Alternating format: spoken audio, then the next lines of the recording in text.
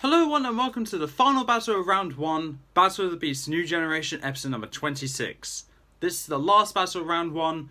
I am honestly really glad to be able to get all these battles done. That way we can get straight into round 2, but obviously after a little break for myself. Because I need breaks. Here we got two fan favourite beasts here for the last fan matchup of this tournament. And this comes to no surprise for me or Lucas that this one was going to be the last battle of round 1, because these beasts are brilliant. So we'll start off with Xerkan, the Shape Stealer, not the Shapeshifter, like I said in the New Generation announcement video. Shape Stealer. So Xerkan at the moment as a series has 1 out of 3 beasts into round 2, that being Krotax. Because Krokol lost to Sawara and Torka lost to Jurog, whilst Krotax was able to beat his victim, which I do not remember who it was. It was probably Diprox, I think. But yeah, Xerkan's the last chance to get more than 1 beast from Series 23 into round 2. On the other hand, though, we got Series 24's very own Krokol, the Father of Fear. This series as a whole has 2 out of 3 of their beasts already through to round 2. That would be Fluga and Morax. As Fluga was able to kill Rykar, Morax was able to kill Krytor, but Electro was killed by Stritor. Which kind of sucks, really, but because Series 24, I would have loved to see the entire series make it. I really would. Lucas, Impus, give me the best damn stats you ever gave stats for. Xerkan, the Shape Stealer. When Tom and Eleanor first encounter Xerkan, he's impersonating Angelo, Avantia's new king, but the shapeshifter soon reveals his true form, skin as grey as a corpse and a round, wart-covered head with pointed ears. Questers may wound Xerkan, drawing oily black blood, but the beast has the power to heal himself. His awesome abilities include shape-shifting, sharp claws, high intelligence, agility, healing wounds, thick hide and spikes on arms and forehead. So be warned, Questers and beasts, for this opponent is very intelligent. Krokol, the Father of Fear. This beast posed to be the biggest threat Avantia ever faced, for Krokol merged with Tom to wreak havoc, turning the kingdom's most honorable hero into a hulking warrior bent on destruction. Battling this beast took Tom into a spiritual realm from which there was almost no return. Krokol's abilities include destroying kingdoms, tough armor, shoot gun from his hands, protecting from projectiles, and sharp claws. He will prove to be one effective opponent in the tournament. 3, 2, 1! Xerkan versus Krokol. Let's get into this. So this battle I want to make brilliant because these beasts deserve it. But okay, let's get into this. As both beasts exit from their chambers, Xerkan is just quietly stalking out, looking around for his victim, and he sees, he hears a bunch of thumps just protruding their way out of the opposite chamber, and Krokol bursts outwards. His fist hits the ground, causing the ground to shake. Xerkan almost loses his balance, but then sees Krokol charging towards him, and what Xerkan does is that he jumps out of the way and grabs onto the wall where Krokol just sees him and is now jumping up to reach up towards him. However, Xerkan's just out of reach. However, Krokol shoots a black goo from his hands, which ensnares Xerkan and traps him against the wall. Xerkan tries to use his claws to cut outwards, cut away from the goo. However, it's working but really slow as it's really thick goo. Krokol laughs, realising that Xerkan's trapped now. Using his fist, he punches through that wall, and the wall starts tumbling down with Xerkan on it. Xerkan prepares for impacts, trying to slice through it. He slices through it, but it's too late, and he gets crushed by the rubble. Krokol takes a step back, realizing that he's probably won already within the first 5 minutes of the video, and Xerkan just bursts out, just crawls out of it, covered in bruises, but the bruises quickly begin to fade.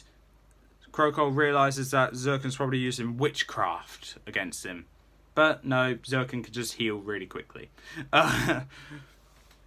Krokol then slams both fists into the ground, one after the other, repeatedly, causing the ground to shake violently. Xerkan digs his claws into the ground, so then he has a firm grip, and he charges up towards Krokol, whilst Krokol is getting ready to punch Xerkan back, just getting ready to punch. However, Xerkan stops at the last minute and jumps over the fist, scratching at one of Krokol's eyes. However, Krokol fights back by hitting Xerkan straight in the chest, knocking Xerkan backwards. Krokol then reels back from the pain with losing his eye and shoots a goo straight towards Xerkan, which traps him against the floor this time. Xerkan tries to slice outwards, and Krokol makes his way up towards him. Obviously a bit rather slow though, as he knows that Xerkan can't get away. And then, bringing up both his fists, he's ready to bring them down on top of Xerkan. However, Xerkan, being as persevered as he is able to slice right through the goo and roll out of it just before Krokol bangs his fist against the ground. Using that to his advantage, Xerkan just slices at both of Krokol's wrists, causing Krokol to roar in pain, and then just kick Xerkan out of the way, rolling him against the ground. Xerkan gets back up, only to be greeted by a fist punching straight towards him, knocking Xerkan against the wall. And when he gets back up, he's greeted by another fist from Krokol that hits Xerkan square in the chest, that knocks his body against the wall of the arena, causing cracks to appear and the wall crumbling down on top of both of them. Xerkan, realising he may not get another chance like this again, he ducks underneath Krokol for Krokol to take the hit of the wall, which he does. And then as Krokol bursts outwards, Xerkan then pops out and scratches out Krokol's other eye. Krokol is now covering both eyes, roaring in pain. And Xerkan uses his claws again to cut at the palms and the backs of Krokol's hands. Krokol shoots out a goo going towards the air, and it covers the entire arena with goo. Xerkan's able to dodge it by ducking under Krokol. However, Krokol realised that and swoops his arm underneath him, knocking Xerkan out from underneath and causing him to roll over the sticky goo, covering him completely in it. He's able to get up though. However, the first step he takes, he steps into the sticky goo. He tries to move his feet, but he can't, and then Krokol then starts banging on the ground frantically, causing the ground to shake, and he senses where Xerkan is. And what Krokol does now is that he shoots his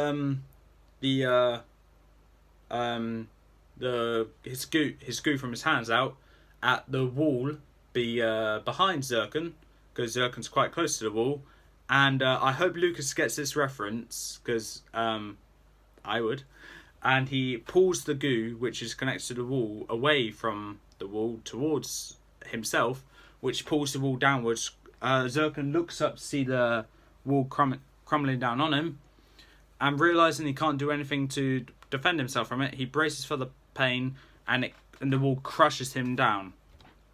However, when Krokol comes up towards where he heard the thud, he tries to feel where the ground might shake, just in case Xerkan might still be alive. He feels it. He breaks right through that wall and finds Xerkan. He picks him up and chucks him down to the ground in front of him, in which he lifts up both his fists and brings it down directly on Xerkan's body, crushing his internal organs and such. And moving his head slightly up his body, he lifts his fist and smashes him directly in the head, shattering his skull. Xerkan's body then goes limp, and Krokol, realising he must have won, goes back to his chamber in victory. With that, Krokol has won and Xerkan has lost. If you think Xerkan should have won, please in the comments below why you think that. But Krokol is the beast going through to round 2. Now, with this fight, it was pretty much brains versus brawn. And even though I normally say brains would win, I gave the victory to brawn for the simple reason, even though Xerkan is very clever, and he can get sly hits of Krokol, which can cause lasting effects, and he can heal himself from wounds rather quickly. If Krokol is able to seriously injure Xerkan, then continue hitting him multiple times afterwards, there's no way Xerkan should be able to heal himself that quickly and then have his skull shattered. There's just no way he was ever going to win. But I will say Xerkan gave a valiant attempt, blinding Krokol and slitting his wrists as well as his hands as well. But unfortunately, it just wasn't enough, and Krokol is through to round 2, leaving only Krotax of Series 23 left in the tournament, whilst Series 24 has 3 beasts remaining. But we'll find out how many beasts and what beasts are remaining later, but in another video. But with that being said, that's all for this time. If you enjoyed round 1, please comment below that you did, and tell me how much you're looking forward to round 2. Hashtag Justice for Grymon. Yeah. Until then, peace out.